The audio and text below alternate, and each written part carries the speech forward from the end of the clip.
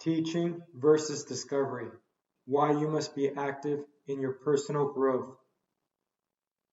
Almost all of us seek self-improvement in our lives. We may not seek self-improvement at all times. However, we all seek to self-improve. However, when we seek to self-improve, we often take a passive role in our self-improvement. We may read countless books or watch countless videos in order to self-improve. However, this prevents us from taking an active role in our growth.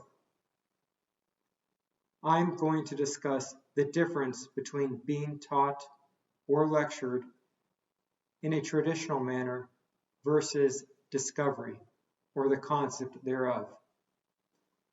Let's discuss the act of being lectured to. People, including myself, are most likely, and most likely yourself as well, we tend to seek out advice on subjects in order to improve. However, we must be mindful not to rely too much on being lectured to when we are seeking self-improvement. Even if the person lecturing you has some valid points, it will still be hard to process those points. I believe that when we are lectured to, not only do we maintain a passive role, but that we may ignore useful information if we feel that we are being dominated by someone else. On some level, we all value our independence or our autonomy. If we think about what happens when someone lectures us, certain traits become apparent. When someone lectures us, they are telling us how to believe. They may be sharing what they believe, but they share what they believe in a manner that contains an implied command. Specifically, the command, of course, being that we need to believe the same. However, this implied command of what to believe may also include, or rather be, a command on how we should feel about a subject. Therefore, lecturing seems to come in two forms, either commanding us what to believe or commanding us how to feel. And although during a lecture, they may be able to explain to us a concept or subject in depth, the explanation is not to share us the process of how they arrived at their beliefs, but rather it is to share in depth and detail just what we should believe or feel. It's almost as if the details they share are to make sure we believe or feel precisely what they want us to believe or feel, rather than share the process by which they arrived at their beliefs and use the evidence or experiences they used to formulate their beliefs, which would make their perspective more vulnerable to analysis and different interpretations. The lecturer will often appeal to authority. This appeal to authority is to ensure that we cannot question what they are lecturing us about. An appeal to authority implies that you are not as well versed or knowledgeable as the speaker. An appeal to authority implies that the authority is so above you in the subject, or that you are so deficient relative to this authority that you don't have the right to question the authority, that your own reasoning is invalid.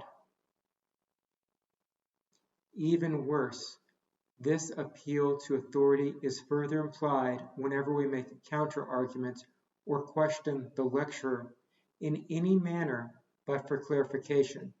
For as soon as we make a counter-argument, rather than take some of our concerns seriously or as something to be considered, the lecturer will attack and dismiss any concerns. Because with lecturing there is an implied authority, it automatically reduces the role or the status of the listener. Therefore, although you may be listening to self-improvement, you are in a way teaching yourself to diminish your own importance. This diminishing of yourself can cause us to have a loss of energy. In contrast to being lectured to, a process in which another person is telling us what to believe. There's also the option to learn through discovery. Discovery is when we discover a concept, principle, or truth on our own.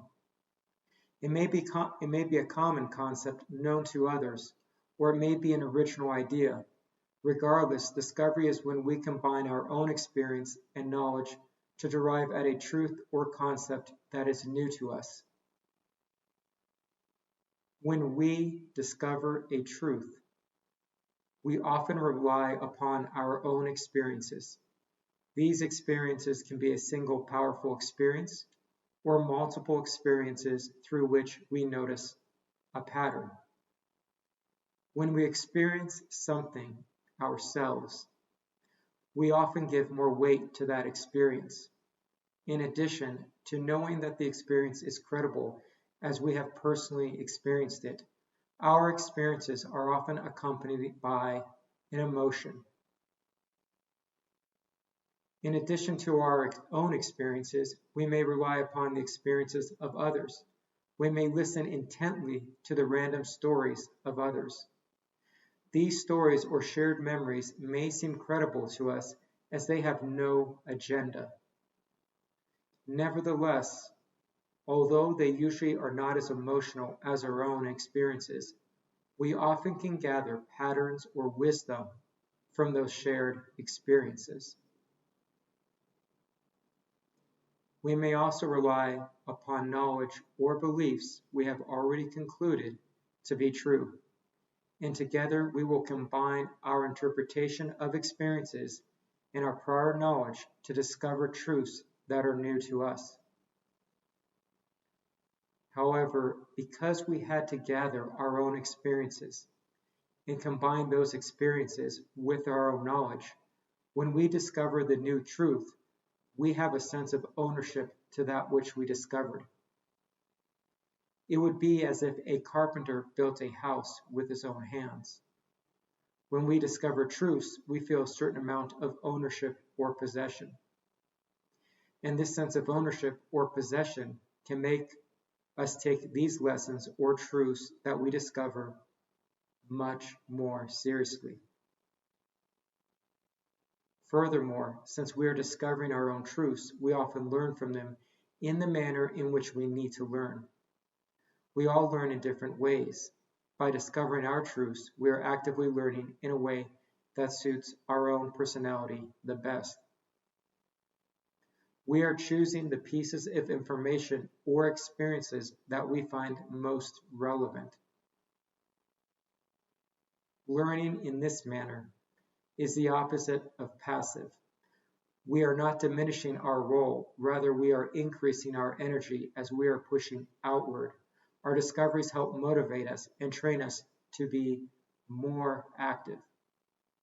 Still, always learning through discovery is time-consuming. We want to be able to learn from the mistakes and experiences of others.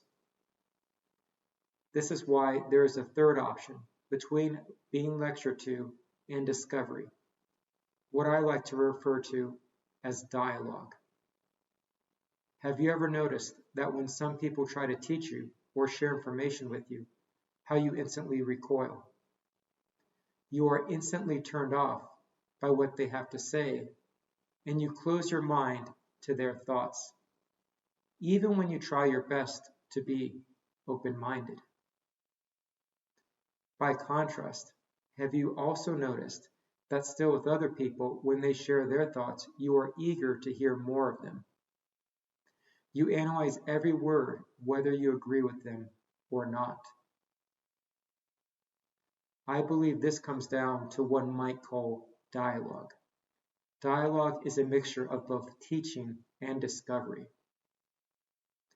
With dialogue, instead of telling you what to believe, that person will share with you what they personally believe. Instead of referring to some authority, either themselves or someone of status, that person will explain to you how they came to possess their particular beliefs.